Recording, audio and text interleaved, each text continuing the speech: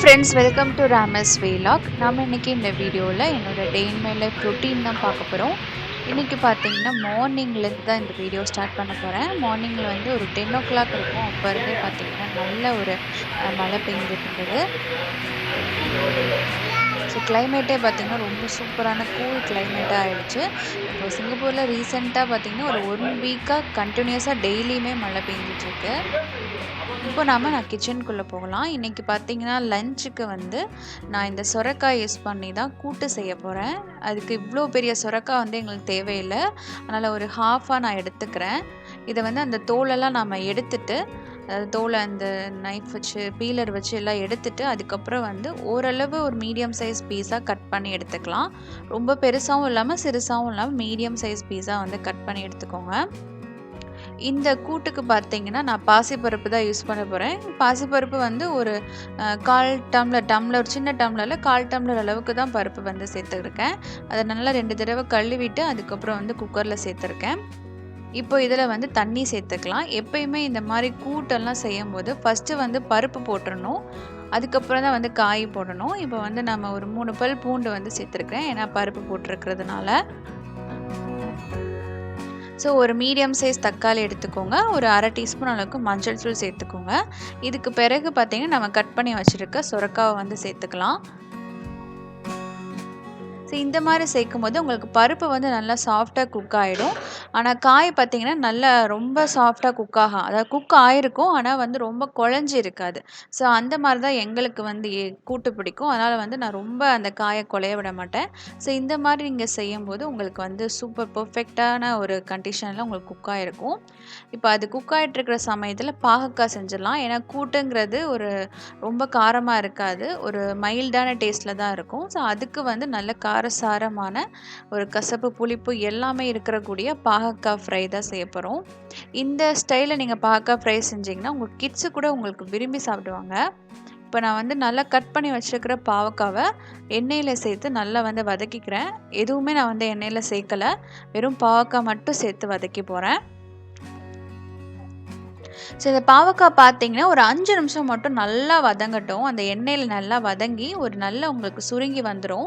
அதுக்கு பிறகு பார்த்தீங்கன்னா வெங்காயம் சேர்த்துக்கலாம். வெங்காயம் வந்து பெரிய வெங்காயம் தான் சேர்த்துருக்கேன். நீங்கள் வந்து உங்களுக்கு பாவக்காயோட கசப்பு தன்மை தெரியக்கூடாதுன்னா நீங்கள் வெங்காயத்தோட அளவு வந்து ரொம்ப அதிகமாக சேர்த்துக்கலாம். அப்போனா உங்களுக்கு வெங்காயத்தோட இனிப்பு சுவை வந்து அதில் வந்து கேரமலைஸ்ட் ஆகிட்டு சூப்பரான டேஸ்ட் இருக்கும். ஒரு 2 மீடியம் சைஸ் வெங்காயம் சேர்த்துருக்கேன். ஒரு மீடியம் சைஸ் தக்காளி சேர்த்துருக்கேன். தேவையான அளவுக்கு உப்பு, மிளகாய்த்தூள், மஞ்சள் தூள் மட்டும்தான் சேர்த்துருக்கேன். இதை சேர்த்து நல்லா வதக்கிக்கோங்க. அந்த வெங்காயம், தக்காளி, அப்புறம் பார்த்திங்கன்னா பாவக்காய், இது எல்லாமே வந்து நல்லா சாஃப்டாக குக் ஆகணும். அதுக்கேற்ற மாதிரி கொஞ்சம் கொஞ்சமாக தண்ணி சேர்த்து மூடி போட்டு குக் பண்ணிங்கன்னா உங்களுக்கு சாஃப்டாக வந்து அந்த பாகக்காய் வந்து குக் ஆகிடும்.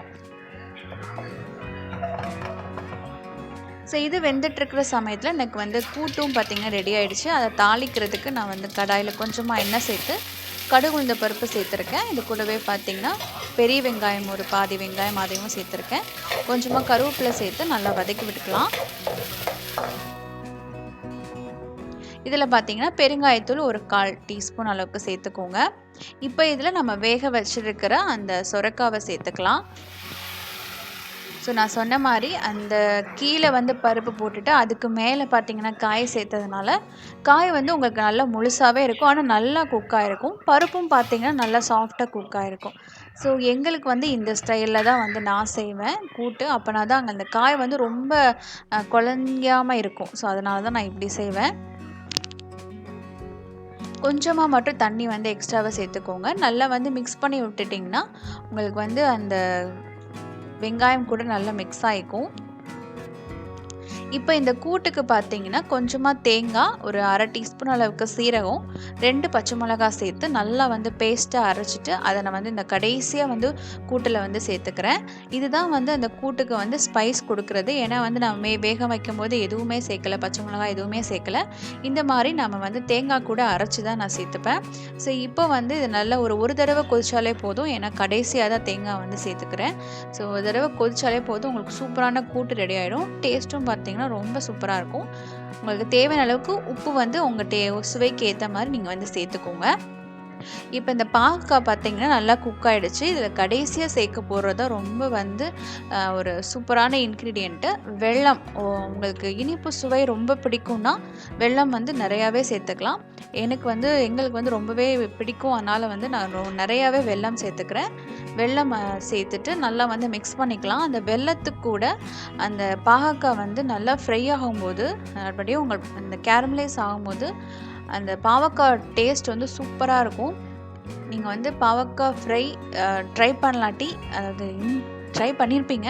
இந்த ஸ்டைலில் வந்து நீங்கள் ட்ரை பண்ணலாட்டி கண்டிப்பாக வந்து ட்ரை பண்ணி பாருங்கள். ரொம்ப சூப்பராக இருக்கும். உங்கள் கிட்ஸுக்குமே ரொம்ப பிடிக்கும். ஏன்னா இதில் வந்து ஸ்வீட்டோட ஃப்ளேவர் தான் அதிகமாக இருக்கும். அந்த கசப்பும் காரமும் ரொம்ப கம்மியாகவே இருக்கும். ஸோ இந்த மைல்டான அந்த சொரக்காய் கூட்டு கூட இந்த பாவக்காய் ஃப்ரை வந்து ரொம்பவே ஒரு சூப்பரான காம்பினேஷன்.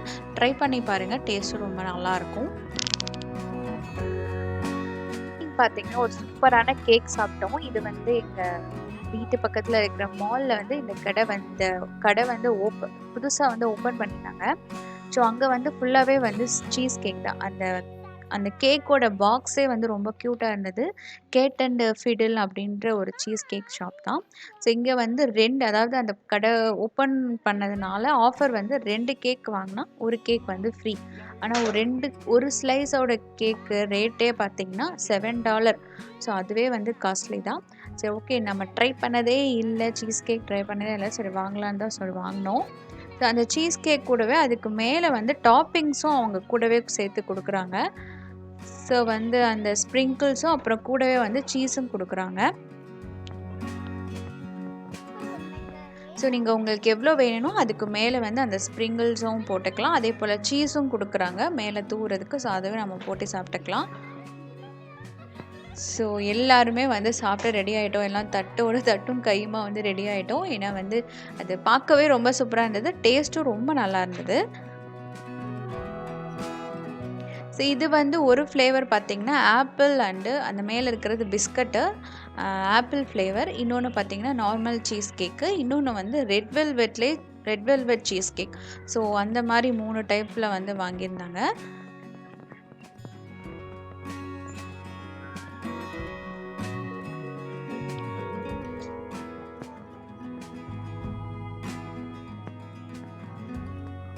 இந்த கேக் பார்த்தீங்கன்னா அவங்க வந்து ஃப்ரீசரில் தான் ஸ்டோர் பண்ணியிருக்காங்க. ஸோ கட் பண்ணும்போது உங்களுக்கு சாஃப்டாலாம் அது கட் ஆகலை. கட் பண்ணுறதுக்கே ரொம்ப கஷ்டமாக தான் இருந்தது. அந்த மாதிரி ஒரு ரொம்ப ஃப்ரீஸான நிலைமை. இந்த கேக் பார்த்திங்கன்னா நார்மல் டெம்பரேச்சரில் ஸ்டோர் பண்ண மாட்டுறாங்க. நல்லா ஃப்ரீசரில் இருக்கிற அந்த டெம்பரேச்சரில் தான் ஸ்டோர் பண்ணுறாங்க. ஸோ அந்த கேக் பார்த்திங்கன்னா நல்ல ஒரு ஐஸ் கட்டி மாதிரி இருந்தது. அது கொஞ்சம் நேரம் அதாவது அந்த ரூம் டெம்பரேச்சருக்கு கொஞ்சம் நேரம் வந்த பிறகு தான் சாப்பிட்ணும் போல். அதுக்கப்புறம் தான் நாங்கள் வந்து ஏன்னா கட் பண்ணும்போதே ரொம்ப ஃப்ரீஸாக இருந்ததுனால கொஞ்சம் நேரம் கழித்து தான் வந்து சாப்பிட்டோம்.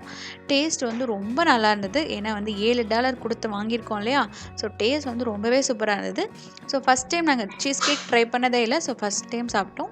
டேஸ்ட்டும் நல்லா இருந்தது. நீங்கள் சீஸ் கேக் ட்ரை பண்ணணுன்னா கண்டிப்பாக ட்ரை பண்ணுங்கள். ஒரு தடவை ட்ரை பண்ணலாம். இந்த வீடியோ உங்களுக்கு பிடிச்சதுன்னா சேனலை மறக்காமல் சப்ஸ்கிரைப் பண்ணிக்கோங்க. லைக் பண்ணுங்கள், கமெண்ட் பண்ணுங்கள், ஷேர் பண்ணுங்கள். தேங்க்யூ ஃபார் வாட்சிங். நெக்ஸ்ட் ஒரு சூப்பரான வீடியோவில் சந்திக்கலாம்.